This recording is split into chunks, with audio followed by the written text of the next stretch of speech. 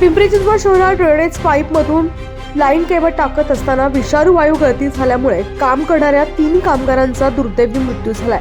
निगडी प्राधिकरण येथे धक्कादायक घटना घडली आहे। या दुर्दैवी घटनेत 3 कामगारांचा मृत्यू झालाय। ते एक कामगार लोकमान्य हॉस्पिटल येथे उपचार घेत आहेत। बीएसएनएलच्या केबल दुरुस्तीसाठी हे कामगार ड्रेनेजच्या झाकणातून खाली उतरले होते। त्या दरम्यान दुर्दैवी घटना घडली आहे। ऑप्टिक फायबरचे काम करण्यासाठी 3 कामगार एकूण 4 कामगार त्या ठिकाणी गेलेले होते। सर्वात प्रथम एक कामगार त्या डक्टमध्ये उतरलेला असताना त्याला गुदमरल्यासारखे होऊ लागल्याने दुसरा कामगार त्या ठिकाणी त्याला वाचवण्यासाठी गेला।